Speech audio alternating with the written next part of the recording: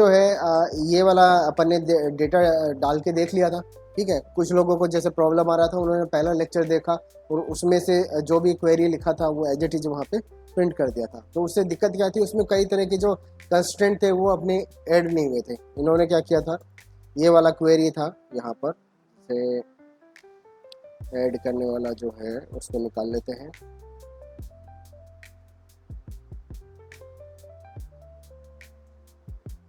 ये वाला टेबल बनाने का क्वेरी था अपना एसक्यूएल वाला, और इसके अंदर जो फर्स्ट लेक्चर हुआ था उसके अंदर केवल हमने भाई थोड़ा ही लिखा था केवल आपको बताने के लिए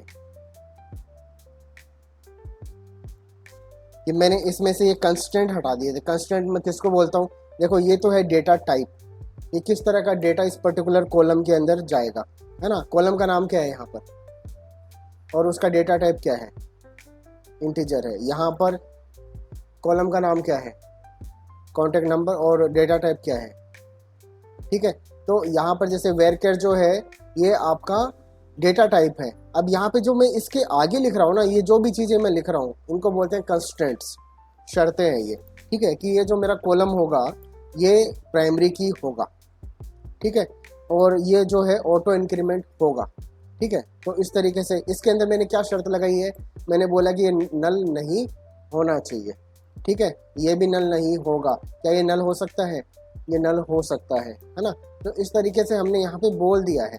यहाँ पे हमने बोल दिया कि डेट क्रिएटेड, तो टाइम स्टाम्प जो है वो डेटा टाइप हो गया इसका, ये नोट नल होगा, ये कंस्टेंट एक हो गया और एक कांस्टेंट है, और एक क्या है, ये डिफ़ॉल्ट इसकी वैल्यू है। डिफ़ॉल्ट का मतलब इसके बाय डिफ़ॉल्ट अगर कुछ भी नहीं दे रहे तो अभी वाला टाइम इसमें ऑटोमेटिक चला जाएगा। ठीक है, तो नाउ फंक्शन आपको टाइम रिटर्न करता है। तो एक बार इसको चला के देख लेते हैं कैसे चलाना है। वही जेम को मैं स्टार्ट कर सकता हूँ। ठीक है, जेम को इंस्टॉल कर लिया होगा सब लोगों ने। ठीक है, अब यहाँ पे जैसे एक बार इसको चला के देख लेते हैं। अपाचे मैंने शुरू कर दिया, मैंने MySQL भी शुरू कर दिया। कई बार अगर ये करप्ट हो जाता है तो इसका एक ब्लॉग जो है अपने वेबसाइट के ऊपर है, उसको देख लेना और मुझे एक बार पता कर लेना। यहाँ पे रेड वाला जो साइन आ जाएगा, और ये कब होता है, जब आप इसको ऐसे सीधा बंद कर देंगे, यहाँ से बंद किया और शट डाउन कर देंगे या फिर रीस्टार्ट हो गया। तो यहाँ पे जैसे भाई ये अपना स्टार्ट हो गया अपाचे एंड MySQL। अब यहाँ पर इसको मैं रिफ्रेश कर लेता हूँ।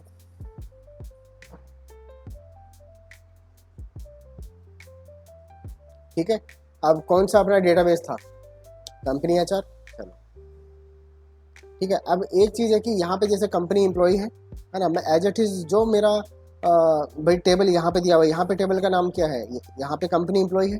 ठीक है, और अगर मैं थोड़ा नीचे आऊँ,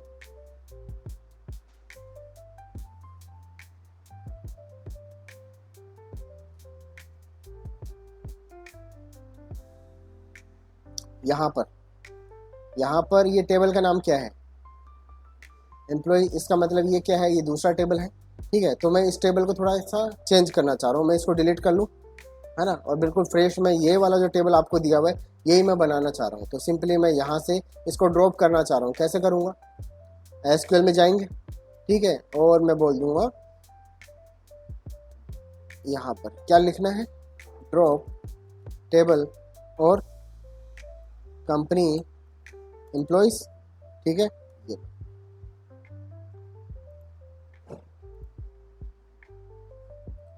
मेरा टेबल ड्रॉप हो चुका है। चलो अभी मेरा कंपनी HR ऑलरेडी सिलेक्टेड है, यहाँ से आपको दिख रहा है डेटाबेस कौन सा सिलेक्ट है, कंपनी HR है। और ये क्या चीज़ है, ये मेरा सर्वर चल रहा है जहाँ पर, वो मेरा होस्ट है। तो यहाँ पर एक बार मैं क्वेरी लिखना चाहता हूँ इस टेबल की, दिख रहा है टेबल, क्या लिखूँ बताओ। सबसे पहला कॉलम इसका ID है और इस टेबल का नाम है एम्प्लॉइज। ठीक है, तो क्या लिखना चाहिए, मैं बोलूँगा क्रिएट टेबल। ठीक है, टेबल का नाम क्या है, एम्प्लॉइज। ठीक है, और फिर कौन सा ब्रैकेट देना है, ये वाला या ये वाला। ठीक है, चलो ये वाला ब्रैकेट मैंने दे दिया, इतना काफ़ी है। यहाँ पे जैसे अब ये टेबल क्रिएट हो जाएगा, लेकिन टेबल को कॉलम भी चाहिए। तो कौन कौन से कॉलम मेरे पास में है, ID दिख रहा है। ठीक है, तो ID मैंने कॉलम बना दिया। किस टाइप का है ये, इंटीजर है, इंटीजर मैंने लिख दिया, स्मॉल में कैपिटल में आपकी मर्जी है ना। तो आईडी मैंने लिख दिया, इंटीजर मैंने लिख दिया। अब ये जो है ये नल हो सकता है क्या? नहीं हो सकता, क्योंकि इसमें भाई हमेशा एक आईडी जो है एक यूनिक मान के चल रहा हूँ मैं, है ना, जो भाई सबके पास में होनी चाहिए, इसलिए नोट नल। ठीक है, प्लस ये क्या मैं बोल सकता हूँ इसको, प्राइमरी की ये होगी। प्राइमरी की का मतलब इसमें कोई भी वैल्यू, देखो नॉट नल का मतलब ये है कि एक और एक मैंने 2 बार दे दिया, तो ये भी नल नहीं है, ये भी नल नहीं है ना, लेकिन ये सेम नहीं होनी चाहिए, इसके लिए अपन क्या बोलेंगे, है ना, प्राइमरी की अपन इसको बोल सकते हैं, है ना। एक होता है यूनिक की भी होता है, यूनिक का भी वही सेम मतलब होता है, लेकिन जैसे यूनिक मल्टीपल कॉलम को आप बना सकते हो। ठीक है, यहाँ पर प्राइमरी की मैं दे रहा हूँ कि बस ये वाला जो कॉलम है इसी के बेस पे हम सारी चीज़ें करेंगे। ठीक है, मतलब कि इसको आइडेंटिफाई, जेम्स ली को आइडेंटिफाई करना है तो 1 नंबर वाला आईडी वाला आदमी। ठीक है, कल को जेम्स ली के आगे कुछ 1-2 अक्षर और लग गया, या फिर ली की जगह पे LI इसने लिख दिया। ठीक है, तो नाम चेंज हो सकता है लेकिन आईडी चेंज कभी होगी नहीं। तो मैं इसको यहाँ पे बोलूँगा क्या है, प्राइमरी की। ठीक है, ये प्राइमरी की भी होगा। फिर इसका जो है ऑटो इंक्रीमेंट मुझे करना है, इसके अंदर जो भी वैल्यू है, किस तरह की वैल्यू होगी, इंटीजर वैल्यू होगी, उसको मैं ऑटो इंक्रीमेंट करना चाह रहा हूँ कि जो पिछला वैल्यू होगा उसे एक इंक्रीमेंट है ना हो जाए। तो ऑटो अंडरस्कोर CREMENT, है ना। विशेष ध्यान देना, प्राइमरी और की के बीच में कोई स्पेस नहीं, मतलब कोई अंडरस्कोर नहीं है, स्पेस है यहाँ पर, और यहाँ पर आपका अंडरस्कोर दिया हुआ है। तो ऑटो इंक्रीमेंट मैंने कर दिया, तो एक कॉलम आपका क्रिएट हो जाना चाहिए। चलो नेक्स्ट कॉलम जो है उसको क्रिएट करना है, क्या नाम है, EM नेम, किस तरीके का है ये, वेरकर। ठीक है, वेरकर, ये लो। इसमें कितने अक्षर आप रखना चाह रहे हो आपकी मर्जी है। ठीक है, 255 इसका लिमिट है। ठीक है, ज़्यादा भी रख सकता हूँ, ऐसा कुछ नहीं है ना, ज़्यादा भी रख सकते हैं 255 से, लेकिन यहाँ पर भाई कितना अक्षर का होना चाहिए। देखो ये नाम मैं क्यों ले रहा हूँ, क्योंकि देखो जब भी आपका सॉफ्टवेयर रन होता है, जब भी आपका डेटाबेस बनता है, तो यहाँ से एक चीज़ नोटिस करना, एक फ़ोटो बनाता हूँ।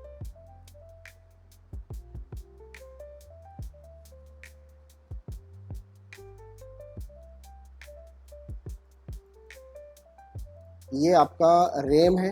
ठीक है, रेम मतलब जहाँ पे सारा प्रोग्राम चलता है। जब भी आपका प्रोग्राम शुरू होता है, जब भी कंप्यूटर शुरू होता है, तो सारे के सारे प्रोग्राम रेम के अंदर जाते हैं। आपका ऑपरेटिंग सिस्टम, आप जो भी, अगर अभी ये पेंट भी मैंने चलाया तो सब रेम के अंदर ही कॉपी पेस्ट हो गया, ये पूरा का पूरा सॉफ्टवेयर अब ये चल रहा है। अगर ये भाई हार्ड डिस्क में होता केवल, तब ये नहीं चलता, तो ये हार्ड डिस्क से अपना रेम के अंदर कॉपी हुआ है। तो अब यहाँ पे कुछ स्पेस इसने लिया होगा, है ना, कुछ स्पेस इसने लिया होगा। जैसे मैं इसको बोल देता हूँ, यहाँ पे ऑपरेटिंग सिस्टम चल रहा है एक तो मेरा विंडोज 10। ठीक है, उसके अलावा जैसे मैंने अभी कौन कौन सा एप्लीकेशन ओपन कर रखा है, मैंने ये एप्लीकेशन ओपन कर रखा है पेंट का इसने कुछ स्पेस लिया होगा। ठीक है, जैसे इसने स्पेस ले लिया है, मेरा 1 GB का स्पेस लिया है, मेरा 24 GB का जो है रैम है, इसमें से 200 MB जो है इसने ले लिया है पेंट ने। फिर मेरा ये PDF चल रहा है ना, तो PDF का भी कुछ स्पेस यहाँ पर होगा। फॉक्सी ट्रेडर जो भी है, PDF रीडर बोल देता हूँ, इसने मेरा लिया होगा जैसे 100 MB। ठीक है, फिर ये ब्राउजर चल रहा है आपका।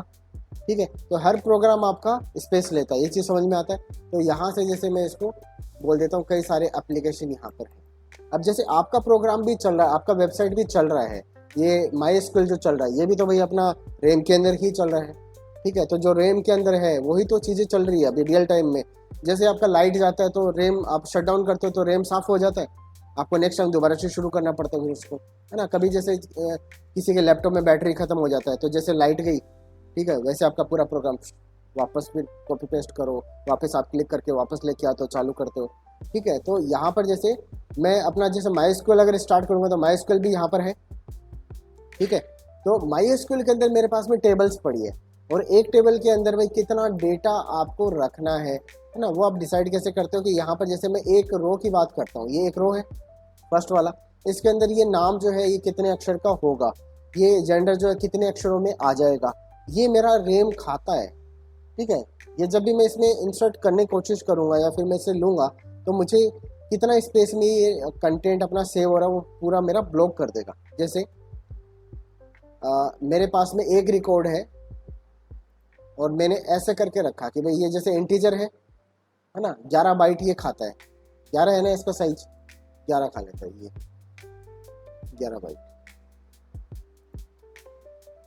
ये एम्प्लॉय का नाम है, 255 ले सकता है, मैक्सिमम वेर केयर है 255 में इसको बोल सकता हूँ, ये 255 आपका कैरेक्टर लेता है, तो 255 बाइट इसका।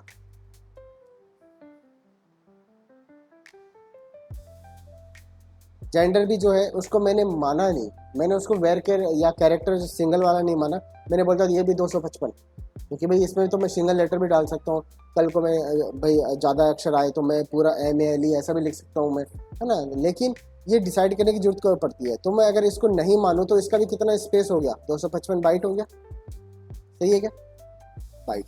फिर मैं इसको बोलता हूँ ये कॉन्टैक्ट नंबर है, ये भी क्या है मेरा वेरकर है, इसको भी मैंने नहीं बोला कि इसका 12 लिमिट हो गया या 14 कैरेक्टर्स में आ सकता है, मैंने बोला 255, है ना, खुल के लेते हैं ना, क्या दिक्कत है।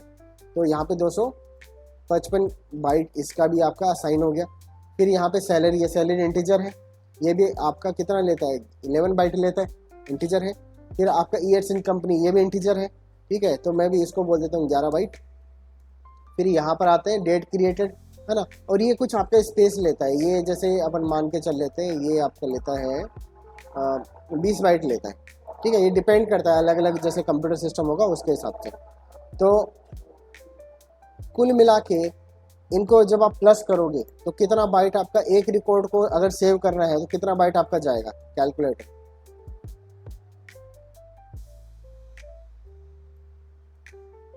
11 प्लस 255 प्लस 255 प्लस 255 प्लस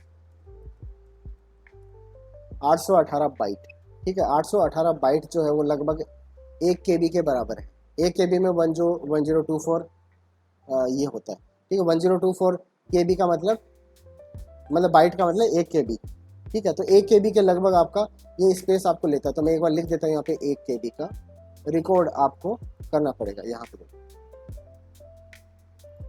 तो ये स्पेस जो है ये पूरा क्या करेगा, ये अलोकेट कब पहले ही कर देगा, रैम के अंदर 1 KB पहले ही स्पेस दे देगा कि मुझे एक रिकॉर्ड इंसर्ट करना है तो 1 KB ब्लॉक कर दो, अब जो भी रिकॉर्ड आएगा इसके अंदर आ जाएगा।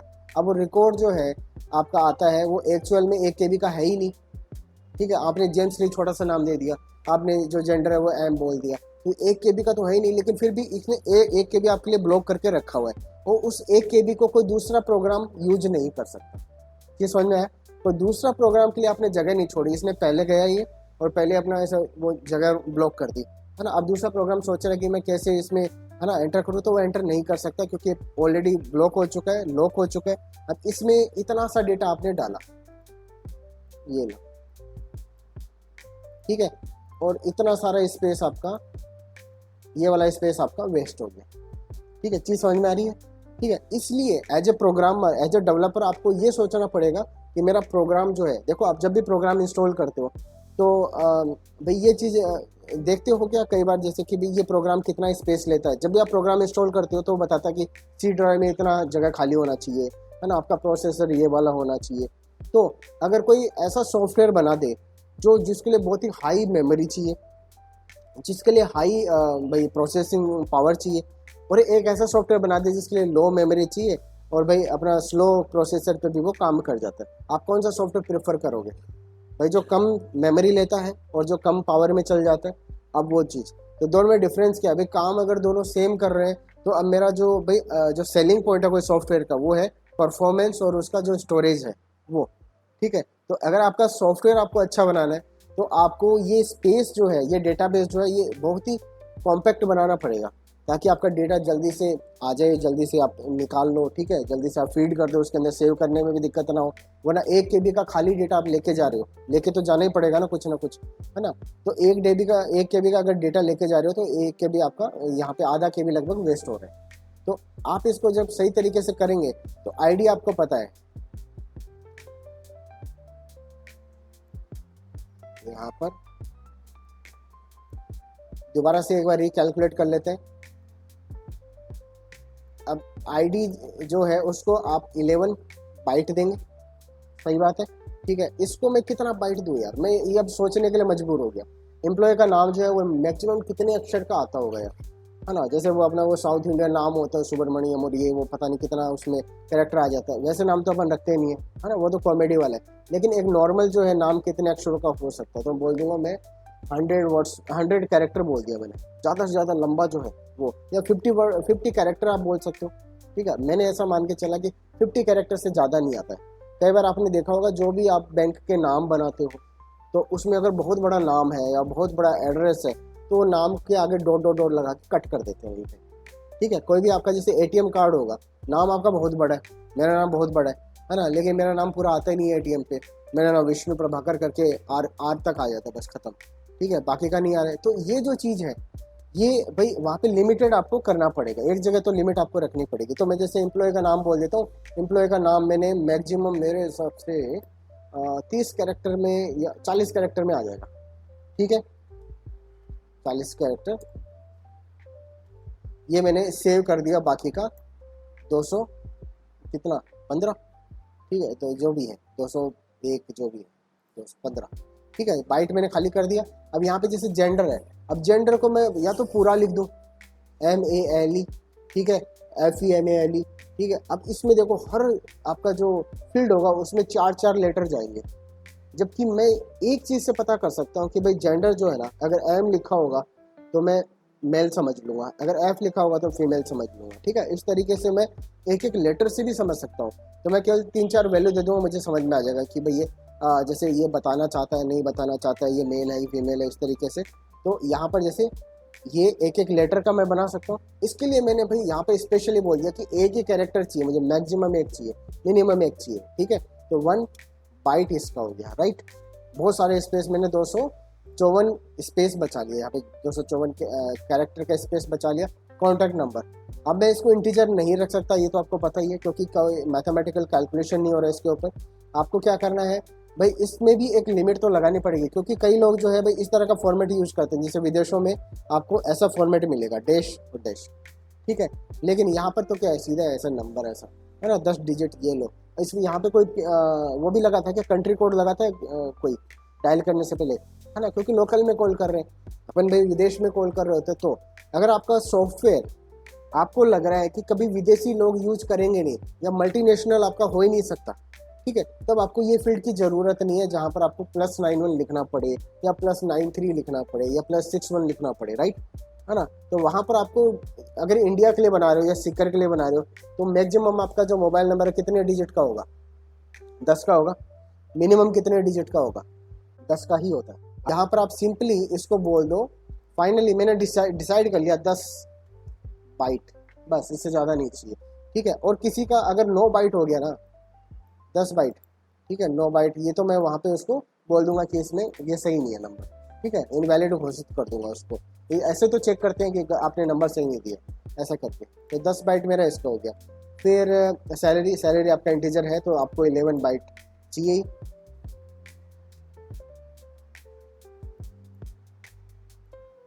ठीक है, फिर आपका ईयर्स इन कंपनी, ये भी आपका इंटीजर है, 11 बाइट इसके लिए अगेन। और ये डेट वगैरह पे आपका कोई कंट्रोल है नहीं। हाँ, ये जो डेट है ये है टाइम स्टैम्प। अगर आपको ज़रूरत है इस चीज़ की कि भाई कितने बजे, कितनी सेकंड पे और कौन सी डेट को, तब आप लो टाइम स्टैम्प। लेकिन अगर आपको के लिए इतना चाहिए कि डेट ऑफ बर्थ नहीं, ईयर ऑफ बर्थ चाहिए, है ना, 1990, उसी में आपका काम चल रहा है, तो केवल ईयर वाला आप लोगे। ईयर वाला जो है वो कितना लेता है, वो 4 बाइट का जो स्पेस आपका लेगा, केवल उसमें 4 ही अक्षर आएंगे ईयर में। महीने में कितने आ सकते हैं, महीने में 2 ही आ सकते हैं। डे में कितने आ सकते हैं, 2 ही आ सकते हैं, है ना। तो इस तरीके से, तो यहाँ पे अगर आप कैलकुलेट करेंगे ना, तो 1 2 3 4 5 6 7 8 9 10 11 12 13 14 15 16 17 18 19। ठीक है, तो 20 में मान के चल रहा हूँ कि 20 बाइट का ये स्पेस आपका लेगा। ठीक है, तो डेट जो है, अगर टाइम स्टाम्प लिया आपने, अगर आपको ज़रूरत है कितने बजे इसने लॉगिन किया, कितने बजे इसने पहला अकाउंट क्रिएट किया, कितने बजे इसने कोई यूजर को डिलीट कर दिया, एक्टिविटी करते हैं ना अपन, है ना, तो हर चीज़ को आप हिसाब किताब लगाने के लिए 20 बाइट का मैंने जैसे टाइम स्टाम्प का भी दे दिया। डन है। 20 से थोड़ा ज़्यादा होगा क्योंकि इसमें UTC वगैरह और भी चीज़ आती है कि कौन सा कंट्री से आ रहा है, इंडिया का है, ऑस्ट्रेलिया का, कहाँ से आ रहा है, वो वाला चीज़। यहाँ पे इस तरीके से टोटल कुल मिला के अपने पास में लगभग 104 बाइट का हुआ, है ना। और 104 बाइट के हिसाब से भाई यहाँ पर आप लगभग उतना ही, जैसे 800 है आपका, उसमें 8 रिकॉर्ड आप सेव कर सकते हो, ठीक है। तो यहाँ पर पहले आपको प्लानिंग करनी पड़ेगी क्या क्या आपको रिकॉर्ड्स रखने हैं, और अभी के हिसाब से मेरे पास में जो है उनका मैं आगे बना लेता हूँ। चलो, तो वेरिएबल कैरेक्टर, तो एम्प्लॉय का नाम जो मैंने बोला 440 जो है कैरेक्टर मैक्सिमम, या 50 कैरेक्टर अगर ज़्यादा करना चाह रहे हो, क्या पता मेरा कैलकुलेशन गलत हो, 50 कैरेक्टर मैंने बोल दिया, ठीक है। और उसके बाद में है, ये नल हो सकता है क्या, नाम नहीं दे तो चलेगा क्या, एम्प्लॉय का नाम नहीं चलेगा तो नॉट नल, ठीक है। अगर मैं बोलूँ फिर जेंडर की बात करेंगे, तो जेंडर जो है भाई वो बताना ज़रूरी है कि नहीं है, ठीक है। अगर आप चाह रहे हो, नहीं अगर आप चाह रहे हो कि नहीं चाहिए, ठीक है। कोई देखो, आपका जो फेसबुक है वो आप जब अकाउंट बनाते हो, या फिर जैसे गूगल पे आप अकाउंट बनाते हो, तो वो आपको ऑप्शन देता है कि आप मत बताओ, चलो ठीक है, हमें कोई फ़र्क नहीं पड़ता, हमें आपसे जेंडर से कोई मतलब नहीं है, ठीक है। वो अगर आप देते हो तो हमारे पास में एक आइडेंटिटी रहता है कि इतने % लोग जो है अपना भाई मेल में यूज़ कर रहे हैं, इतने फीमेल यूज़ कर रहे हैं। लेकिन अगर आप अपना डेटा प्राइवेसी जो है वो अपना रखना चाह रहे हैं तो आप मत बताओ। तो यहाँ पर जो है मैं जेंडर को ऑप्शनल रख सकता हूँ, है ना। इस तरीके से नल भी हो सकता है, नहीं बताना चाह रहा है नल, और भी स्पेस कम हुआ फिर अपना। तो जेंडर जो है मैंने उसको बोल दिया कैरेक्टर, ठीक है। कितना कैरेक्टर इसमें हो सकता है, एक कैरेक्टर इसमें हो सकता है, ठीक है। आप चाहो तो चाहो, वरना मत दो इसके अंदर। और ये क्या हो सकता है, नल हो सकता है क्या, तो इसको मैं ऐसा भी बोल सकता हूँ कि नल होगा, ठीक है। और इसको नहीं भी बोलूँ ना तो भी ये क्या है, नल होगा ही, ठीक है। अगर खाली छोड़ दूंगा तो नल होगा। अब मैं यहाँ पे आ जाता हूँ कॉन्टैक्ट नंबर। कॉन्टैक्ट नंबर जो है वो किस तरह का फील्ड है, वेर कैर, ठीक है। तो वेर कैर मैंने बोल दिया, और कितना अक्षर आप देना चाह रहे हो अब आप डिसाइड कर लो, आपकी मर्जी है। यहाँ पे जो दिख रहा है उसके हिसाब से मैं बोल रहा हूँ 1 2 3 4 5 6 7 8 9 10 11 12, ठीक है। मैं 12 का दे रहा हूँ यहाँ पर, क्योंकि मैं सीधा इसको कॉपी पेस्ट करने वाला हूँ, है ना। तो अब इसमें कितना दे सकते हो आप, 0 से लेकर 12 कैरेक्टर दे सकते हो, ठीक है। और इसको आप ऑप्शनल अगर बनाना चाह रहे हो, है ना, देखो कुछ फील्ड के अंदर अगर आप नहीं देना चाह रहे इसको, तो आप नल भी लिख सकते हो उसकी जगह पे, है ना। तो यहाँ पे आप नल लिख सकते हैं कि मैं नहीं देना चाह रहा, कि ये नल हो सकता है, तो छोड़ो फिर उसको, है ना। नोट नल बोलने की ज़रूरत नहीं है आपको। फिर आप यहाँ पे आ जाओ सैलरी पे। सैलरी क्या होगा, सैलरी के कौन सा फील्ड, किस तरह का फील्ड हो सकता है, इंटीजर, ठीक है। और अगर देखो इंटीजर का रेंज थोड़ा कम होता है। अगर सैलरी आपकी ऐसा है तब तो कोई दिक्कत नहीं है, लेकिन अगर सैलरी पैसों में आ रही है, ठीक है, इंटरेस्ट आपका पैसों में आ रहा है, ठीक है, तो ब्याज आ रहा है, तो फ्लोट लेना पड़ेगा, समझ में आता है, ठीक है। तो यहाँ पर मैं ये मान के चलता हूँ कि अभी इंटीजर ही है, इंटीजर में काम करना पड़ेगा, इतना पैसा होता है आपके पास में, ठीक है। तो इंटीजर, ये इंटीजर मैंने बोल दिया। लेकिन अगर आप यहाँ पे परसेंटेज वगैरह ब्याज कैलकुलेट कर रहे हो तो वो आपको पता नहीं है, वो कितना भी आपका परसेंटेज में भी आ सकता है, मतलब पॉइंटों में भी आ सकता है, तो वो पॉइंट आपको यहाँ पे फ्लोट लिखना पड़ेगा, ठीक है। और अगर फ्लोट में भी आपका रेंज पूरा नहीं हो पा रहा है ना, बहुत ही साइंटिफिक कैलकुलेशन कर रहा हो, पॉइंट का भी फर्क पड़ता है ना, तो आप यहाँ पे DOU डबल लिख देंगे। डबल का मतलब फ्लोट का भी डबल, ठीक है। फ्लोट ऑलरेडी इंटीजर का डबल होता है, ठीक है, रेंज में। उसके अंदर ज़्यादा स्पेस आप यूज़ कर सकते हो, ज़्यादा वैल्यूज आप स्टोर कर सकते हो, बड़ा रेंज की वैल्यू। तो यहाँ पर एक बार मैं इंटीजर ही कर रहा हूँ। फिर इंटीजर आपको पता ही है, इंटीजर आपका, ठीक है।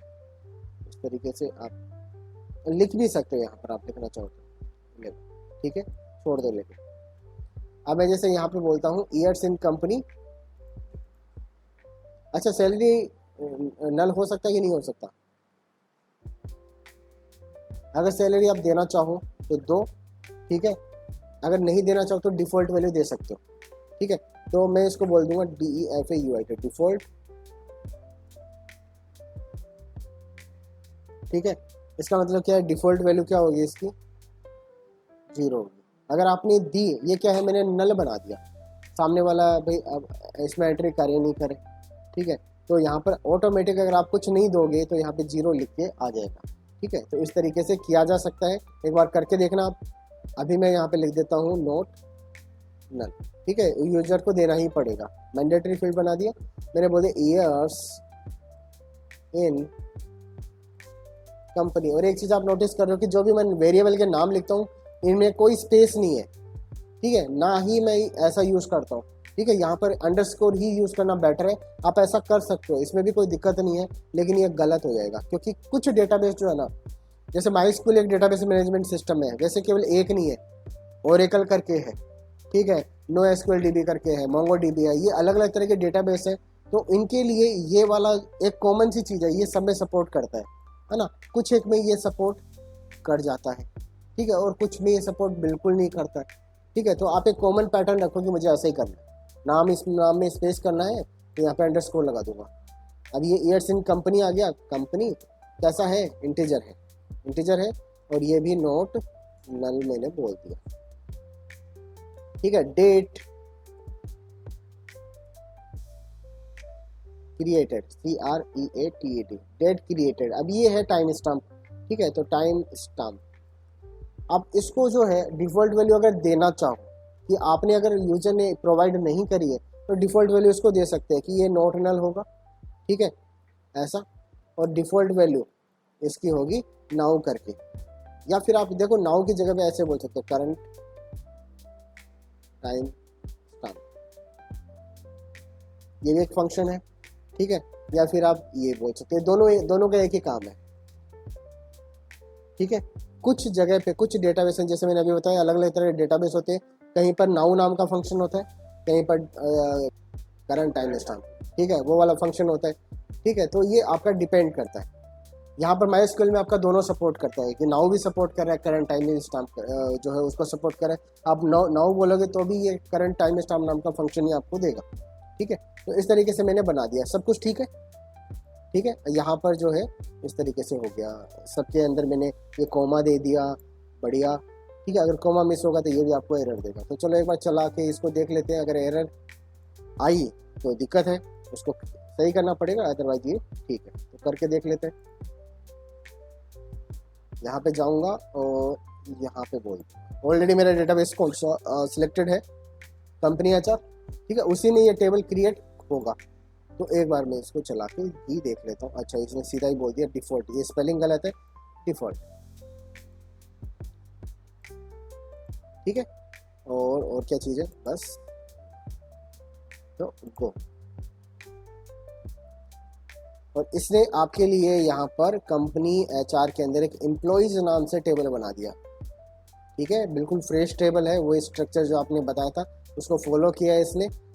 50 कैरेक्टर का नाम ले लिया है, 12 कैरेक्टर का इसने कॉन्टैक्ट नंबर ले लिया, बाकी सब आपका है ही।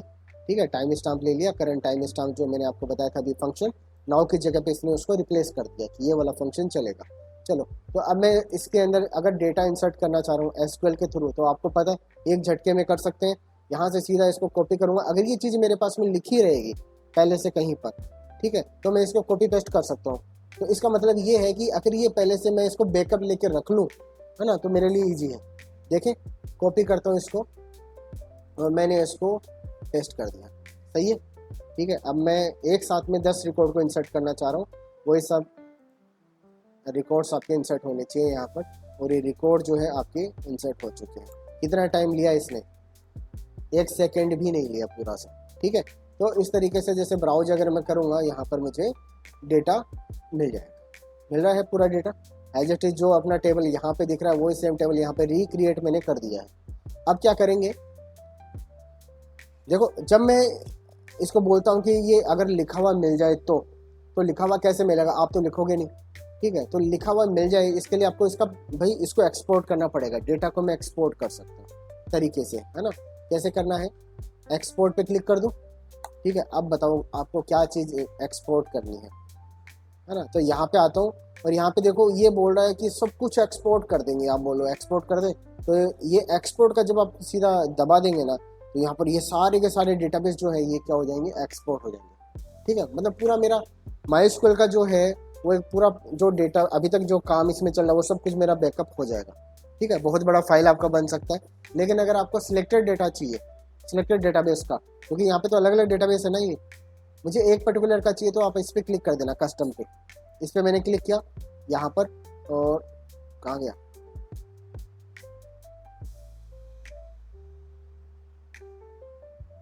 कस्टम। अच्छा हाँ, बस कस्टम पे क्लिक करना है। नहीं, ये वाला था। यहाँ पे अगर मैं क्लिक करता ब्राउज पे, डैशबोर्ड में होता तब सारे होते हैं। अभी मैं ऑलरेडी कौन से में हूँ, मैं इसी के अंदर, तो इसके अंदर तो आपको पूरा ही करना है। Quick display on the minimal option, सीधा एक्सपोर्ट कर दो चलो। ठीक है, यहाँ पे अगर मैं इसमें होता, अगर मैं एक्सपोर्ट करता अभी अभी मैं कोई डेटाबेस मेरा सिलेक्टेड है क्या, नहीं है, इसका मतलब ये सब कुछ एक्सपोर्ट करेगा। अगर मैंने बोल दिया कस्टम, तो अब ये आप इसमें से सिलेक्ट कर सकते हो। ठीक है, कि मैं कौन से डेटाबेस को करना चाह रहा हूँ, मैं बोल रहा हूँ केवल कंपनी एचआर को करो यार। ठीक है, या फिर सिलेक्ट ऑल, ये सारे को कर देगा। अगर आप इसको क्विक बोल देंगे जिसका मतलब ये सबको करेगा। अभी मेरा ऑलरेडी, जैसे मैं इसमें आ जाता हूँ, कहाँ गया, कंपनी एचआर, ये रहा कंपनी एचआर।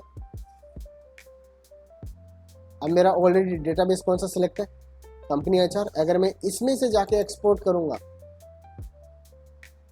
तो ये सारे के सारे टेबल्स को एक्सपोर्ट कर देगा। लेकिन अगर किसी एक पर्टिकुलर टेबल को करना है तो यहाँ से जाके मैं कर सकता हूँ। अभी ये क्या बोल रहा है, एक ही टेबल है तो ये आपका पूरा सिलेक्ट है ना। तो इस तरीके से तो मैं क्विक कर देता हूँ, अभी के लिए मुझे नहीं करना। एक्सपोर्ट कर दूँ, ये एक्सपोर्ट कर दिया। ठीक है, और डाउनलोड हो गया होगा। ठीक है, डाउनलोड होने के बाद मैं इसको देख सकता हूँ, यहाँ पे जाके मैं इसको देख लूंगा।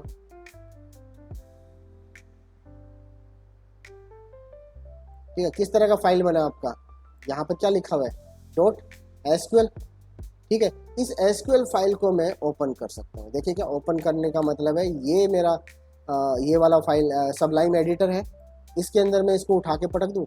ये लो, ये उसको मैंने उठाया और यहाँ पर मैं इसको ड्रैग एंड ड्रॉप कर रहा हूँ। कौन सा फाइल आपका ओपन हो गया, कंपनी एचआर। ठीक है, और अब आप देख लो, यहाँ पर ये कुछ कमांड है, कुछ चीज़ें आपको समझ में आएगी, कुछ नहीं आएगी क्योंकि आपने अभी तक पूरा नहीं पढ़ा है। लेकिन ये चीज़ समझ में आती है कि आपको क्रिएट टेबल। ठीक है, थोड़ा सा इसने एक्स्ट्रा जरूर लिखा है यहाँ पे, इनो डीबी डिफॉल्ट कैरेक्टर से यूटीएमबी है ना, ये सब एक्स्ट्रा है यहाँ पे। जैसे और क्या लिख दिया है, हाँ ठीक है, डिफॉल्ट नल करके रख दिया है। ठीक है, तो बाकी चीज़ें ये अभी अभी आपने लिखा ही है वैसा ही है। ठीक है, आपने जो लिखा है वैसा नहीं है एक्चुअल में, थोड़ा सा जो है भाई अलग ये दे सकता है, लेकिन ये प्रॉपर आपका एसक्यूएल रिटर्न करता है। यहाँ पे ये कुछ और कमांड दिए, तो अभी तक जितना अपन ने बनाया उसके हिसाब से इसने आपको डेटा भी दे दिया, ये डेटा है, आपने टेबल भी बना दिया। ठीक है, अगर इसको मैं दोबारा रिक्रिएट करना चाहूँ तो कैसे कर सकता हूँ, देखो यहाँ पे मैं काम करता हूँ, इसको डेटाबेस में आता हूँ। ठीक है, डैशबोर्ड पे आता हूँ, सारे डेटाबेस को देख सकता हूँ मैं यहाँ से, और मैं ड्रॉप कर दूँ क्या इसको, कंपनी एचआर को मैं यहाँ से क्लिक करके इसको यहाँ से ड्रॉप कर सकता हूँ। ठीक है, ये अपना PHP माई एडमिन का है, या फिर मैं क्या एसक्यूएल से करना चाहूँ तो एसक्यूएल से भी कर सकता हूँ। तो एक बार एसक्यूएल से कर लेंगे, ये आप खुद करके देख लेना। मैं बोलता हूँ ड्रॉप डेटाबेस, और ये है कंपनी कंपनी एचआर, सही है ना, कॉपी किया और इसको मैं गो कर रहा हूँ। डेटाबेस मेरा ड्रॉप हो गया। ठीक है, यहाँ से भी गायब हो गया। क्लियर, अब मैं चाह रहा हूँ कि ये मेरा बैकअप कैसे हो, तो बैकअप मैंने ऑलरेडी ले लिया इसका। ठीक है, जो एसक्यूएल फाइल है वही आपका बैकअप है। ठीक है, क्या करना है, इंपोर्ट कर लो इसको। ठीक है, अभी कहाँ पर है आपका, कोई भी डेटाबेस सिलेक्ट नहीं है ना, डेटाबेस तो आप बना रहे हो, तो आप सीधा इंपोर्ट कर लो उसको। यहाँ से कौन सा फाइल चूज करना है, वो एसक्यूएल फाइल जो आपने किया था उसको चूज कर लेना है। ठीक है, वो मेरा कहाँ पे पड़ा हुआ है एक बार देख लेते हैं, डाउनलोड्स में है क्या, चलो डाउनलोड्स में है, ये वाला फाइल था मेरा कंपनी एचआर के नाम से। ठीक है, ये कंपनी एचआर, इसको मैंने सिलेक्ट कर लिया, और यहाँ पर जैसे कंपनी एचआर डॉट एसक्यूएल आ गया, एसक्यूएल वाला फाइल ही आपका बनेगा हमेशा। ठीक है, तो मैं इसको सीधा इंपोर्ट कर लूँ, कुछ करने की जरूरत नहीं है, यहाँ पे सब कुछ ऑलरेडी बढ़िया सेट है, डिफॉल्ट इंपोर्ट। अब इंपोर्ट होने में कितना टाइम लगेगा इसको,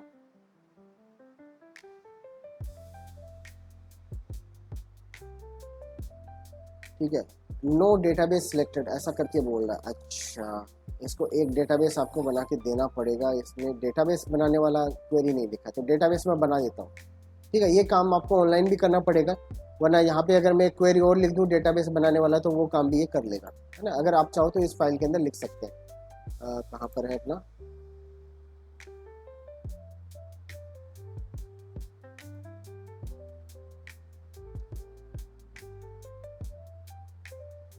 ये, ठीक है। यहाँ पर मैं लिख सकता हूँ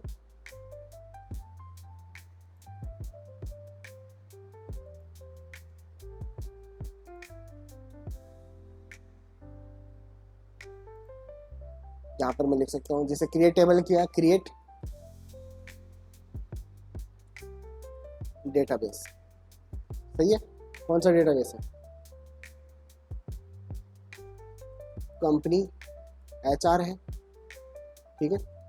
और इस तरीके से अपन ने कर दिया। सही लिखा क्या अपन ने? CREATE, अलग सा कलर क्यों आ रहा है इसमें? हाँ, डेटाबेस, ठीक है। क्रिएट डेटाबेस हो गया।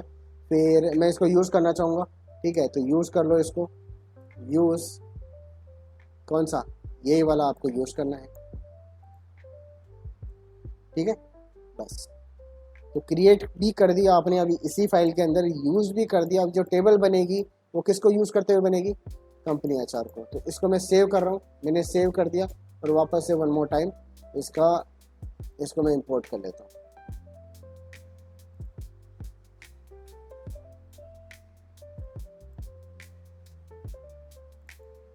ठीक है, मैंने इंपोर्ट कर लिया इसको।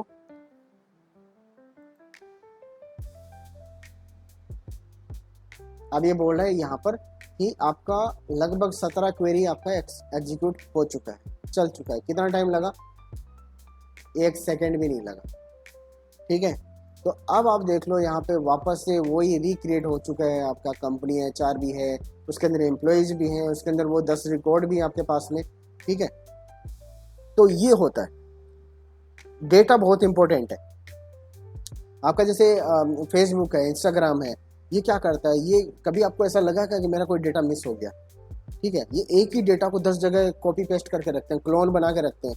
आप जो भी काम कर रहे हो अपना मुंबई के अंदर, जैसे इनका सेंट्रल सर्वर है इंडिया का, वहाँ पर चला जाता है, ठीक है। लेकिन केवल वहीं पे नहीं रहता, वहाँ पे कोई नेचुरल भाई आपका डिजास्टर हो जाए, कोई बाढ़ आ जाए, है ना, कोई तूफान आ जाए, चक्रवात आ जाए, कुछ भी आग लग जाए, है ना, उनके डेटा सेंटर पे, तो वो डेटा जो है विद इन भाई आपका हर 1 घंटे के अंदर कॉपी होता रहता है। तो वो एक पूरे दिन ही चलता है। मतलब यहाँ से जो भी आप काम कर रहे हो वो कहाँ जा रहे हैं? मुंबई जा रहा है, मुंबई से वो जा रहा है US, ठीक है। उसमें टाइम लग सकता है, उसको 1 घंटे में भी हो रहा है कॉपी पेस्ट तो भी चलता है। लेकिन आप यहाँ से जो भी रिक्वेस्ट कर रहे हो वो US जा रही है, US से वापस रिस्पॉन्स आ रहा है, तो उसमें टाइम लगता है।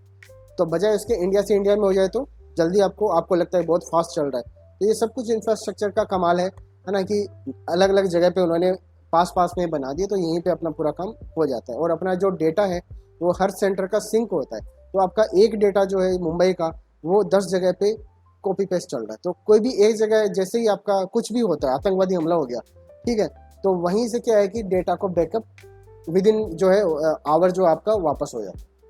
क्लियर?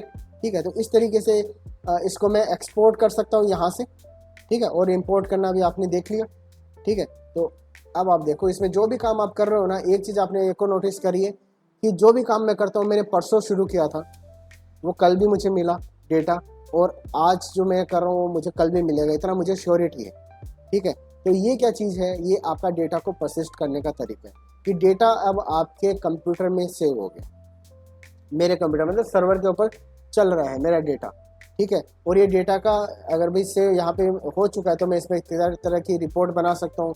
मैं ये पूछ सकता हूँ कि भाई इसके अंदर सैलरी किसकी ज़्यादा है, किसकी कम है, ऐसा, है ना, कितने लोगों का जो है, कितने मेल हैं, कितने फीमेल हैं, कितने जो है वो 10 साल का एक्सपीरियंस से ज़्यादा इनको हो गया कंपनी के अंदर, सारा क्वेरी मैं इसमें लगा सकता हूँ। अब मैं पूछताछ कर सकता हूँ, ठीक है। तो इसीलिए इसको क्वेरी लैंग्वेज बोला जाता है। अब यहाँ पे जैसे मैं SQL पे आ जाता हूँ, और बाकी नेक्स्ट जो है अपना आगे का कर लेते हैं, इतना कवर कर लेंगे अब, ठीक है, समझ में आ गया। अब यहाँ पे जैसे आगे चलते हैं, एक और टेबल मुझे क्रिएट करना है, ठीक है। अब मैं केवल आपको फोटो दे रहा हूँ, ठीक है। अब इसमें देखो ये है कि एक मेंटरशिप नाम का एक टेबल है, और उस टेबल के अंदर एक आईडी है, ये किसी पर्टिकुलर बंदे का आईडी है, ठीक है। और जैसे ये मेंटी है, ठीक है, तो ये मेंटर है, मेंटर बोले तो जो उसका सीनियर है। तो ये 1 नंबर का जो बंदा है कितने लोगों का सीनियर है? 1 नंबर का जो मेंटर है ये 2 नंबर को भी मेंटर कर रहा है, और 3 नंबर को भी मेंटर कर रहा है। समझ में आया? ये 2 लोगों का सीनियर, ठीक है। चलो अब यहाँ पे देखो कि जो 2 नंबर है वो कितने लोगों को मेंटर कर रहा है। कौन से को? 3 नंबर जो किसको मेंटेन कर रहा है? 4 को। ठीक है, तो ये जो 3 है ये 2 का जूनियर है कि 2 का सीनियर है? सेम है। 3 जो है वो 2 का सीनियर है कि जूनियर है? जूनियर है। ठीक है, क्योंकि यहाँ पे आपने देख लिया ये क्या चीज़ है। अब यहाँ पे जो मैंने रखा हुआ है इसको आप बोलते हो डेटा। ठीक है, डेटा ही तो है। अभी तक आपको कोई मतलब नहीं था 1 2 1 1 क्या है, ये कुछ भी है। ठीक है, नंबर है।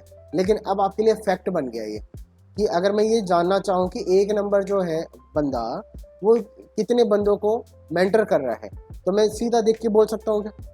ठीक है, तो 2 और 3 को कर रहा है। अच्छा, मैं ये बोलूँ कि इनमें से ना सुपर मेंटर कौन है? Super mentor.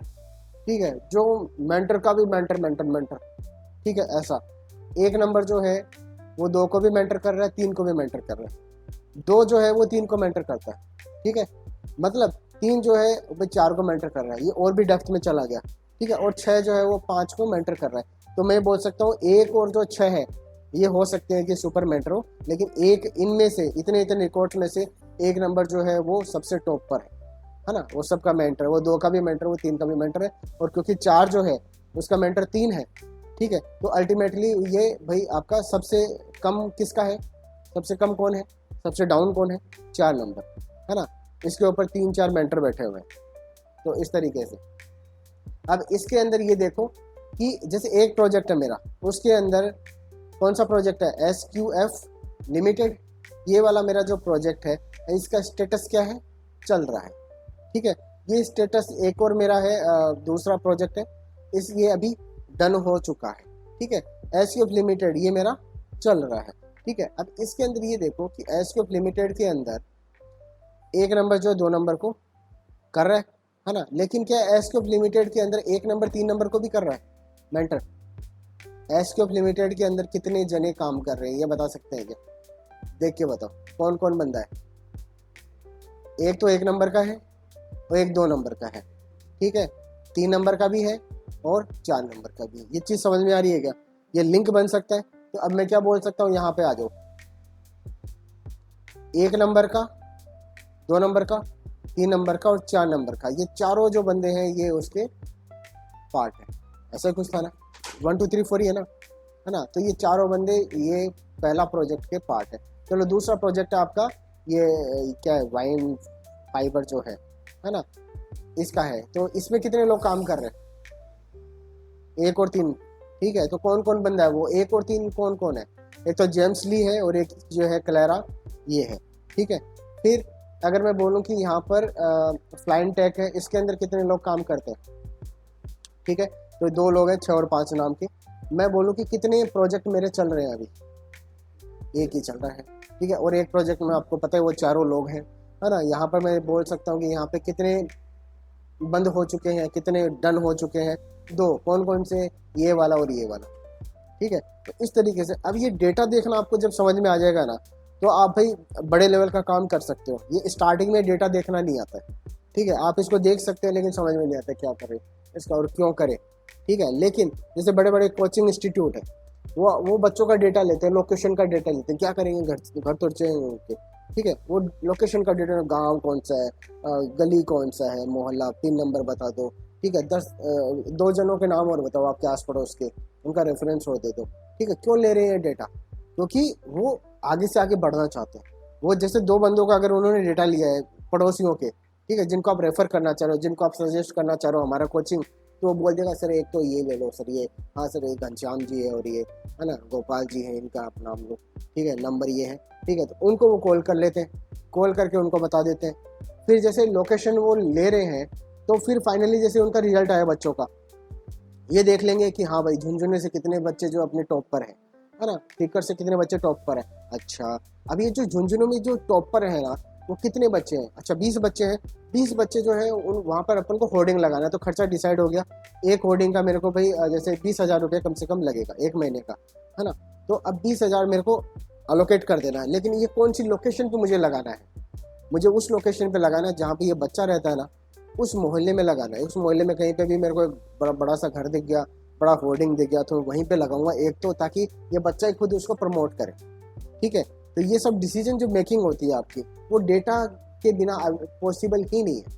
आप किसी भी बड़े इंस्टीट्यूट में चले जाओगे ना, वहाँ पे ऐसा कागज पे और लैपटॉप पे डेटा एंट्री का काम बहुत रहता है। तो अब ये वाला टेबल आपको अगर क्रिएट करना है तो कैसे कर दूँ? ठीक है, देखो यहाँ पे वापस से आ जाओ। अब इसके अंदर ये देखो कि मेंटर आईडी जो है ये यूनिक है क्या, ये प्राइमरी है क्या, क्या ये प्राइमरी हो सकता है, क्या ये प्राइमरी हो सकता है, क्या ये प्राइमरी हो सकता है? तो इसका मतलब इस पर्टिकुलर टेबल के अंदर कोई भी प्राइमरी नहीं है। ठीक है, चलो तो इसको बनाने का एक बार शुरुआत कर लेते हैं। मैं यहाँ पे नीचे आ जाता हूँ।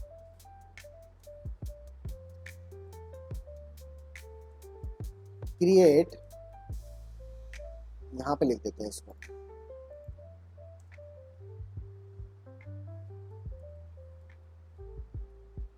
CR table. चलो टेबल का नाम क्या है? टेबल का नाम यहाँ पे दे रखा मेंटरशिप्स। ठीक है, ये लो कॉपी कर लिया इसको, मेंटरशिप्स वाला। अब इसके अंदर यहाँ पर मैं पूरा डेटा रख दूंगा। कितने कॉलम बनाने हैं? 4 कॉलम। नाम दे दूंगा मेंटर आईडी, ये लो मेंटर आईडी। एक है mentee ID, status and project. सही है ना? चलो तो किस टाइप का है ये? ठीक है, इसके अंदर आएगी आईडी। ठीक है, किसकी आईडी? एम्प्लॉय की आईडी आएगी। और एम्प्लॉय की आईडी आपको पता ही है कौन सा है, ये इंटीजर है। तो ये भी आपको क्या बनाना पड़ेगा? इंटीजर ही बनाना पड़ेगा, पक्का। ये लो इंटीजर। ये नल हो सकता है क्या? नल नहीं हो सकता, नॉट नल। इसका मतलब कि ये जो फील्ड है ना, मैं इसको खाली छोड़ ही नहीं सकता ना, मैं इसको खाली छोड़ सकता हूँ। तो दोनों ही क्या बनेंगे आपके? इंटीजर और नॉट नल, राइट। ये क्या चीज है? ये खाली हो सकता है क्या? ये भी नहीं हो सकता। ठीक है, क्योंकि हर प्रोजेक्ट का स्टेटस आपको पता होना चाहिए। तो इसको यहाँ पे बोल देंगे वेयर केयर। ठीक है, अब वेयर केयर में कितना आपको रखना है? मिनिमम जो है ऑनगोइंग लिखने के लिए कि 1 2 3 4 5 6 7, मैक्सिमम 7 है ना। 2 स्टेटस है, पास्ट और ऑनगोइंग। ठीक है, तो 7 में इसको बोल दूंगा। ये 10 बोल दिया मैंने, ज़्यादा ज़्यादा। ठीक है, नोट नल। अब यहाँ पे जैसे प्रोजेक्ट जो है ये, इसमें मैंने बोल दिया वेयर केयर। ठीक है, और इसको प्रोजेक्ट का नाम थोड़ा बड़ा हो सकता है ऐसा मान के मैंने बोल दिया, चलो सो का बोल दिया ना, प्राइवेट लिमिटेड, पता नहीं क्या क्या होता है ऐसा। तो 100 का मैंने बोल दिया, ये भी क्या होगा? नोट नल हो गया। ठीक है, इस तरीके से, और डन। एनफ है। ठीक है, चलो तो अब इसको मैं क्रिएट कर लेता हूँ। क्रिएट करने में सिंपली जाके यहाँ पे पेस्ट करना है। ठीक है, और ये लो। ठीक है, ब्राउज पे क्लिक कर लेंगे, और ब्राउज पे नहीं, यहाँ पे कंपनी HR पे क्लिक कर लूँगा। और यहाँ पे जैसे आपके पास में 2 टेबल क्रिएट हो चुका है। इसके अंदर डेटा जो है वो 0 है। ठीक है, डेटा भी मैं यहाँ पे ले आता हूँ, मेरे पास में इंसर्ट करने के लिए ये पूरा का पूरा लिखा हुआ है। ठीक है, तो सिंपली इसको इंसर्ट करवा देंगे, जल्दी से कर सकते हैं। ठीक है, ये SQL पे गए, यहाँ से गए, कॉपी किया और उसको मैंने गो कर दिया। बढ़िया, ये 5 रिकॉर्ड और इंसर्ट हो गए। ठीक है, इसी तरीके से आपके अलग अलग 15 20 50 100 टेबल आपके बन सकते हैं।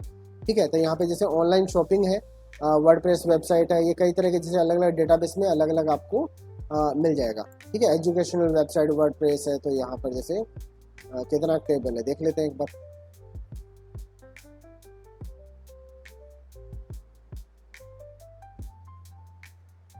खूब सारे टेबल हैं। ठीक है, तो ये टेबल, नंबर ऑफ टेबल जो आपका बढ़ सकता है टाइम के साथ में। आज जो डेटा मैं नहीं ले रहा हूँ, कल को पता लगे मुझे लेना पड़ा, तो मैं टेबल बना सकता हूँ ऑन द स्पॉट। ठीक है, और मैं टेबल के अंदर मैं अब तरह तरह के कॉलम बना दो, और इस तरीके से लिंकिंग भी करी जा सकती है।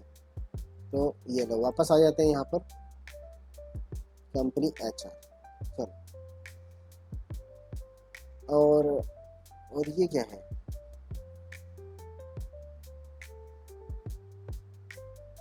तो चलो ठीक है, ये वही है। अब मैं जैसे ये डिलीट करना, डेटा को, टेबल को डिलीट करना, ये लास्ट में करवाऊंगा, क्योंकि अभी स्टार्टिंग में इंटरेस्टिंग लगेगा नहीं। तो अभी सबसे पहले आ जाते हैं यहाँ। ये है आपका पहला जैसे एक एसक्यूएल है चीज़ों को सिलेक्ट करने का। अगर मैं किसी पर्टिकुलर टेबल में से कुछ पर्टिकुलर कॉलम को सिलेक्ट करना चाहूँ तो यहाँ से कर सकता हूँ। मैं क्या बोलूँगा, सेलेक्ट, और इसका मतलब क्या है, ऑल। ठीक है, तो select all columns from employees. ठीक है, सारे के सारे कॉलम। अगर मैं ऑल नहीं करना चाह रहा तो मैं सिलेक्टेड बोल सकता हूँ, कल मैंने बताया था। तो सिलेक्टेड मैं बोलना चाहूँ तो अब मेरे को केवल चाहिए ईएम का नेम और उसका सैलरी और उसका आईडी। क्या बोलते हो? ठीक है, तो ये कॉपी किया मैंने, इसको चला के देख लेते हैं जल्दी से।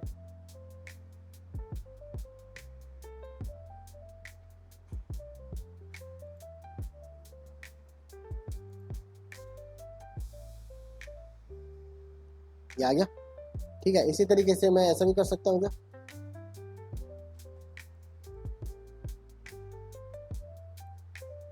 मेंटरशिप्स, सही है क्या?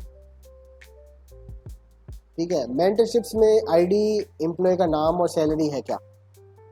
नहीं है, केवल आईडी भी नहीं है, आईडी नाम का कॉलम भी नहीं है वहाँ पर, तो मेंटी है, मेंटर है ना, इस तरीके से है। एक बार इसको चला के देख लेते हैं ये क्या देता है आपको। क्या बोल रहा है, अननोन कॉलम आईडी इन फील्ड, है ना, फील्ड लिस्ट। तो जो फील्ड की जो लिस्ट आपने बना रखी है, कौन कौन से फील्ड आपको चाहिए, उस लिस्ट के अंदर जो आईडी है वो आपको, है ना, इसको नहीं मिला इस पर्टिकुलर टेबल के अंदर, है ना, तो इस तरीके से एरर आपको देता रहेगा। तो यहाँ पे आ जाते हैं वापस। इसका मतलब तो आपको पता ही है। अब ये मेंटरशिप वाला टेबल को पूरा दिखा देगा, ये देख लेते हैं एक बार। और मैंने ऊपर नीचे लिखा है सिलेक्ट स्टार ऊपर, फ्रॉम नीचे, और इस तरीके से कहाँ गए तो कोई फर्क नहीं पड़ता है उससे। ठीक है, यहाँ पे इस तरीके से पूरा डेटा मुझे मिल गया।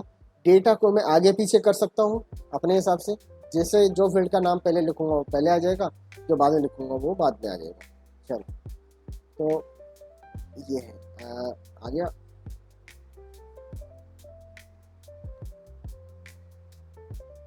अब यहाँ पर जैसे एक है सेलेक्ट ऑर्डर से। ठीक है, ऑर्डर से सिलेक्ट करना चाह रहा हूँ, जैसे मैं यहाँ पे आता हूँ, मैं एम्प्लॉयज़ के अंदर, और मैं ये करना चाह रहा हूँ कि जिसका कंपनी के अंदर जो साल है वो ज़्यादा है, ये सबका तो अच्छा, ये ऑटोमेटिक जो है ऐसा ही है, सैलरी के हिसाब से कर लूँ क्या, जिसका सैलरी ज़्यादा है वो ऊपर और जिसका सैलरी कम है वो नीचे। ठीक है, या फिर जिसका सैलरी कम है वो नीचे और सैलरी ज़्यादा है वो बाद में, मतलब ऊपर नीचे ऐसा।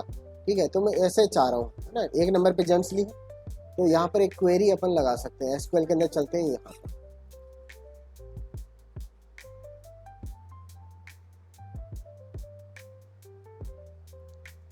मैंने बोला सेलेक्ट स्टार फ्रॉम एम्प्लॉइज। ठीक है, और मैंने बोला ऑर्डर बाय, और कॉलम का नाम मैं लिख देता हूँ सैलरी। ठीक है, सैलरी के हिसाब से मेरे को अरेंज करके दे दो। तो मैंने कॉपी किया, इसको चला के देखेंगे, ये आ गया 4 नंबर पे 2500 सैलरी के साथ में वोकर जो है जेम्स ली 1 नंबर पे आ गया है। सबसे लास्ट में कौन है, सेरेना, है ना, 12,000 रुपये मिलता है। ठीक है, ये यहाँ पर जो है जिस तरीके से आपने एंटर किया था वैसा नहीं है, अब की बार ऑर्डर क्या चेंज हो गया, सैलरी के हिसाब से। क्लियर है? और कौन सा ऑर्डर है ये ऑर्डर है असेंडिंग है कि डिसेंडिंग है? ये असेंडिंग है। ठीक है, तो बाय डिफॉल्ट आपका जो ऑर्डर आपको मिलेगा वो असेंडिंग आपको मिलेगा। तो यहाँ पर जैसे एसक्यूएल में आता हूँ मैं, ठीक है, मैंने बोला ASC, ठीक है, असेंडिंग। ठीक है, तो मैं इसको ऐसे बोल दूंगा, या फिर मैं इसको DESC, डिसेंडिंग ऐसा है। ठीक है, डिसेंडिंग। अब मैं इसको सही लिखा क्या मैंने, DESC होगा, DESC होगा। ठीक है, तो डिसेंडिंग इस तरीके से। डिसेंडिंग का मतलब है कि भाई घटते हुए क्रम में। चलो, तो ड्रॉ पे मैंने क्लिक किया और ये देखो 12,000 सबसे ऊपर है ना, 11,000 उसके बाद में। अब मैं ये चाह रहा हूँ कि नहीं यार, ये जो नाम है ना उसके हिसाब से मैं इनको रोल नंबर दूंगा। ठीक है, रोल नंबर तो नाम के हिसाब से होने चाहिए। तो उसके लिए क्या कर सकते हो, यहाँ पर आ जाओ,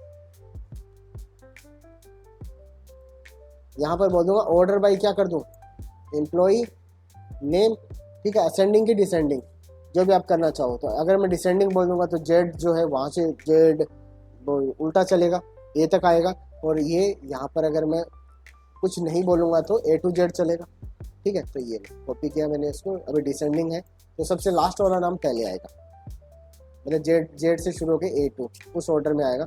तो डब्ल्यू पहले आया, फिर एस आया, लास्ट में कौन आया, सी आया, ठीक है। अब की बार जो इन्हें सैलरी नहीं करी है, ठीक है, अब की बार क्या है, ये वाला कर सकते हैं क्या, इजी है ना। तो यहाँ पे दोबारा से एक बार करके देख लेते हैं मैं, कौन आएगा सबसे पहले नंबर पे। इसको मैंने हटा दिया, ए एस सी कर, राइट, कॉपी,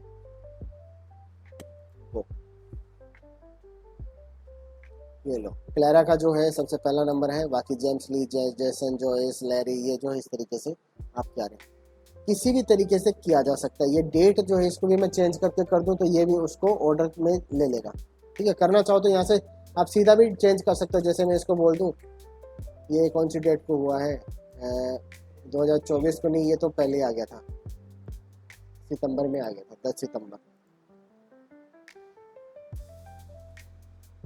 ठीक है। और यहाँ पे चेंज कर देते हैं, ये आ गया था अगस्त में,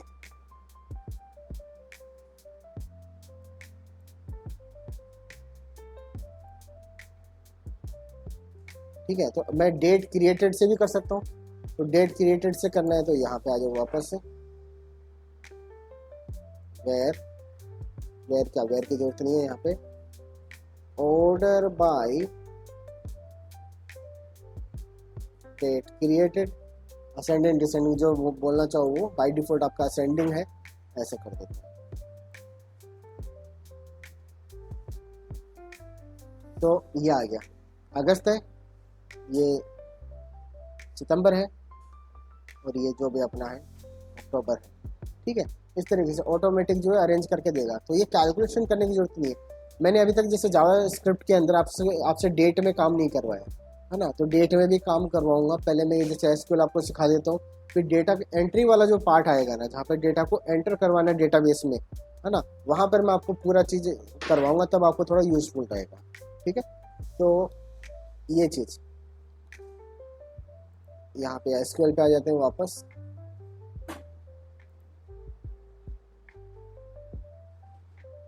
चलो अभी ये इनको जल्दी से गो थ्रू कर लेंगे, हमने बहुत सारी चीज़ कवर कर ली है ना इतने में ही। तो सेलेक्ट स्टार फ्रॉम एम्प्लॉय, इसका क्या मतलब है, सारे के सारे फील्ड्स को जो आप सिलेक्ट कर लो, ठीक है। अब यहाँ पर जो है ये क्या बोलता है, सेलेक्ट एम्प्लॉय का नाम और जेंडर फ्रॉम एम्प्लॉयज, ये भी चलो समझ में आ गया, है ना। अब यहाँ पे जैसे एक एलियास की बात आती है, एलियास का मतलब आपका निक नेम जैसे होता है ना, एलियास, एलियास मतलब यहाँ पे अपना नाम क्या है, परवीन है ना, और घर पे जैसे बंटी बोल रहे हैं इसको, ठीक है। यहाँ पे कोई दूसरा नाम है कागज में, और घर पे कुछ और बोलते हैं, तो ये जो है निक नेम जो है ये दे सकते हैं। कैसे, अगर मैं बोल रहा हूँ यहाँ पे एम्प्लॉय का एक तो आईडी सिलेक्ट करना है, ठीक है, और एक करना है एम्प्लॉय का नेम सेलेक्ट करना, ठीक है। ये इस तरीके से मेरे पास में दो चीज़ आ रही है, लेकिन मैं चाह रहा हूँ, इसको तो हटा देता हूँ, मैं चाह रहा हूँ कि एम्प्लॉय का नाम है ना ऐसे नहीं आया यार, क्योंकि देखो फील्ड का नाम आप जो देते हो वही आएगा। कॉपी करें इसको और मैं एक बार गो करता हूँ, ये देखो आईडी मैंने दे दिया और ई एम नेम, ये फील्ड का नाम ओरिजिनल था वही आ गया, ठीक है। लेकिन मैं चाह रहा हूँ कि ये फील्ड का नाम ये नहीं आए, लेबल ये नहीं आए, फील्ड का नाम मैं चेंज कर सकता हूँ ऑन द फ्लाई, क्या बोलेंगे, एज, ठीक है। कि ये जो एम्प्लॉय का नाम है ना, इसको मैं ऐसे बोलूँगा एज, EMPLOY, एम्प्लॉय नेम, ठीक है। इस तरीके से कर सकता हूँ, करें, ये लो गो करते, और यहाँ पे देखो अब की बार क्या आ गया है, एम्प्लॉय नेम, और ये अंडरस्कोर लग गया है। अगर आप चाहो यहाँ पे स्पेस देना चाहो तो एसक्यूएल पे वापस आ जाओ, यहाँ पे मैंने दे दिया स्पेस, ठीक है। और अब क्या करेगा, ये दे देगा, नहीं देगा, क्या कर रहा है, एरर दे रहा है, क्या करना चाहिए, ये, ठीक है। मैंने बोला कि इस पर्टिकुलर फील्ड का नाम आप क्या रख देना, ऐसा रख देना, और जो भी आप जैसे देना चाहो स्मॉल में कर दो एम्प्लॉय नेम, दिया जा सकता है ऐसा, ठीक है। अब देखो, और इसका भी नाम चेंज कर दूं, दोनों को एक साथ में कर दूं, एज रजिस्ट्रेशन, ऐसा बोल देंगे इसको, रजिस्ट्रेशन आईडी, ठीक है ना। ये कॉपी किया इसको और गो कर, सही है क्या। इन दोनों फील्ड का जो नाम है अब चेंज हो गया है। इसका मतलब क्या है, जिस तरीके से डेटा सेव है, हो सकता है कि दो एप्लीकेशन है वो अलग अलग नाम से उसको पहचानती है, ठीक है। डेटा तो भाई एक ही कॉलम के अंदर सेव है, लेकिन जब वो डेटा लेने की बारी आती है तो एक तो उसको बोलता है आईडी, एक बोलता है उसको रजिस्ट्रेशन आईडी, ठीक है। तो इस तरीके से मैं क्वेरी को चेंज कर सकता हूँ, क्वेरी में जो कॉलम के नाम है उनको मैं चेंज कर सकता हूँ, क्लियर है, ठीक है। तो ये क्या कर रहा है, ये बता दो क्या करता है।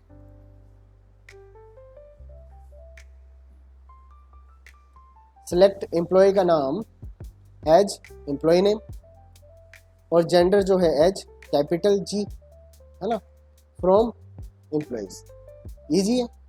चलो ये क्या करता है फिर, ये बता दो। सिलेक्ट करो एम्प्लॉय का नाम एज एम्प्लॉय का नाम, स्पेस यहाँ पे आ गया, इसलिए इसने डबल इन्वर्टेड कॉमा दे दिया है।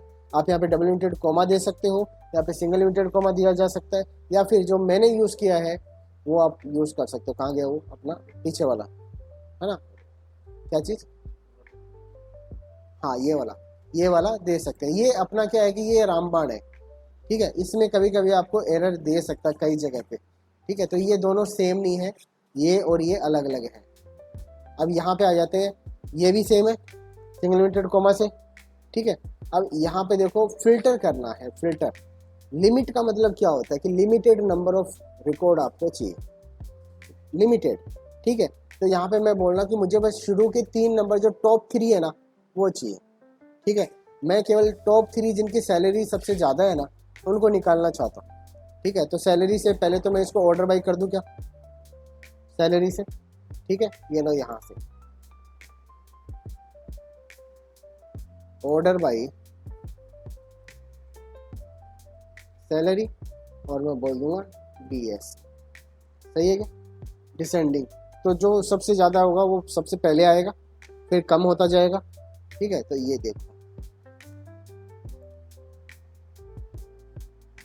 जो सबसे ज़्यादा है वो सबसे ऊपर है। मैं बोलना चाह रहा हूँ सबसे जो टॉप 3 जो है जिनको सैलरी ज़्यादा मिलती है अपनी कंपनी में, उनका नाम बता दो, है ना। तो यहाँ से या उनका डिटेल निकाल के दो। तो यहाँ से आप ऐसा लिखो, इस क्वेरी को लिखने का तरीका समझ लो बस, कि सिलेक्ट कर लो सारे कॉलम को, है ना, किस में से, एम्प्लॉय में से, और ऑर्डर क्या करना है, सैलरी से, है ना, ये, और यहाँ पर लिख दो लिमिट, ठीक है। कितने, 3, केवल 3 के निकाल के बताने।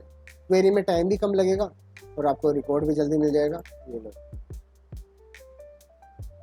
कितना दे रहा है, ये शुरुआती 3 दे दिए, ठीक है। अगर मैं बोलो लास्ट के निकालो आप, तो है ना, लास्ट में से निकालो, तो कैसे निकालेंगे, यहाँ पर इसको ASC कर देंगे, ठीक है। मैं बोल देता हूँ बस शुरुआत के 5 निकालो, क्या करना है, लिमिट की जगह पे 5 कर देंगे, ठीक है। शुरुआत का जो टॉप है ना वो निकाल दो, लिमिट कितना है, 1, ठीक है, क्लियर है।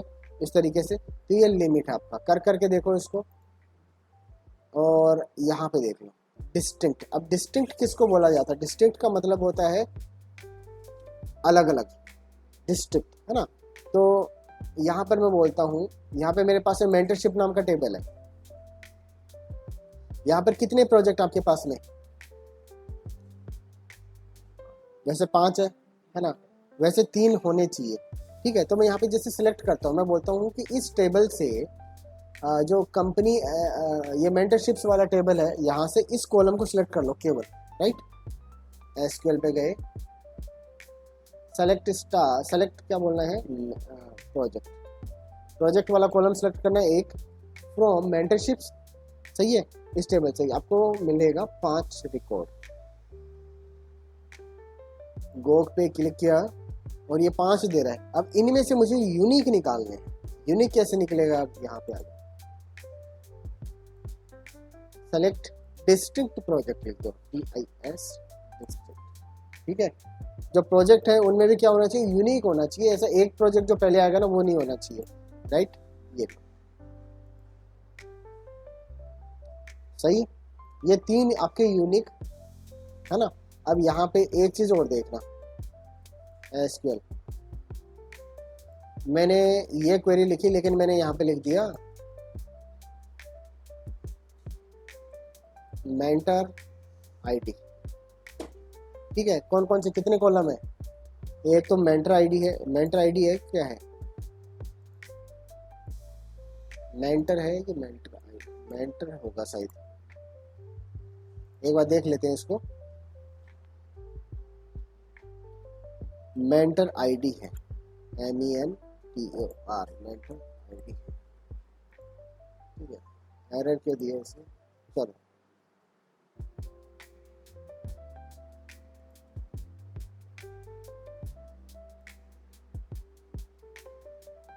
इसमें एरर है, ये एरर आना नहीं चाहिए यहाँ पर। क्या है इसको,